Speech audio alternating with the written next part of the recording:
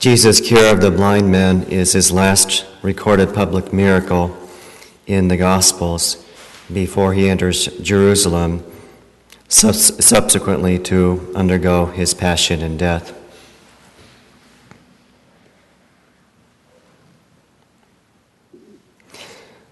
This blind man representing all of those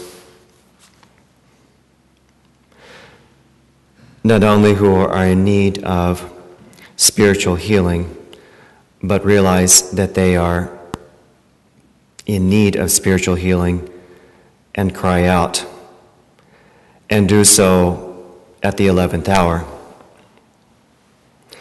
And as we see, Jesus shows mercy even at the 11th hour. As long as one is willing to admit one is spiritually sick and is in need of spiritual healing, and is willing to cry out, and is not afraid to cry out, is not intimidated by those who might tell him to keep quiet, then Jesus will reach out with his mercy, and he will heal.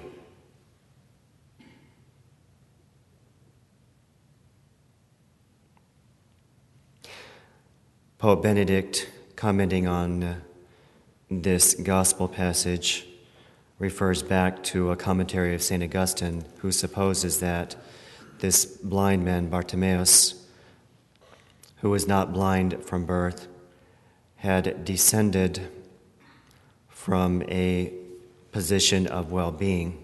He was once in a position of well-being and had reached a state of destitution. And so he was begging. This representing the Holy Father says the state of so many de-Christianized nations today who once were in a state of spiritual well-being collectively, but find themselves in a state of spiritual destitution now. So it is the 11th hour. But it is not too late. It is not too late to begin what this Holy Father and the previous Holy Father have termed the new evangelization or re-evangelization of the nations. And so, for that reason, he has declared a year of faith.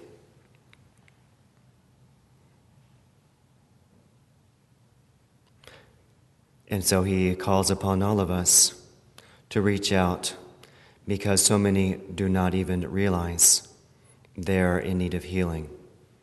Who will tell them?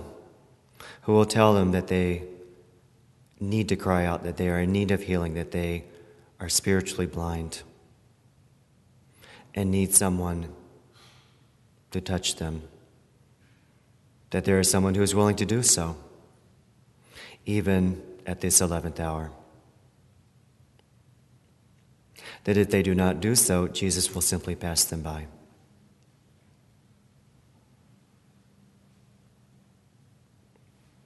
And so we want to call upon the Mother of Jesus, around whom the early church, excluding no one, knew that is whom they had to draw their strength from.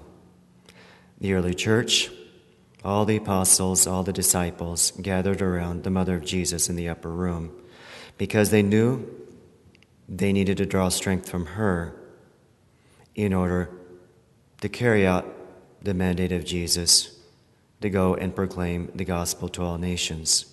And so it is in the present age, in the now 11th hour, when so many don't realize, are unwilling to realize that they are blind and need healing,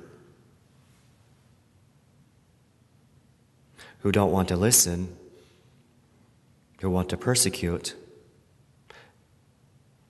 In this 11th hour, we have to draw strength from the only one who will give us that strength. The mother of Jesus will ask her son, and she will give us that strength.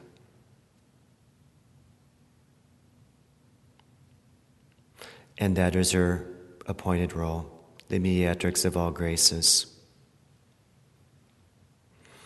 Can the de-Christianized nations return to their Lord? Yes, they can. Only, however, if they gather around the mother, only if those who are appointed to re-evangelize draw their strength from the mother of Jesus, from the mother of the church. We need to turn to the mother of the church in this day and age. The one whose yes brought forth the Savior into the world. The one whose yes brings about the birth of Christ again in souls. Let our yes be united to hers, so that her Son may be born, or reborn as it were, into many lost, forlorn souls, that they may find at this last hour the Savior of the world. Praise be Jesus and Mary.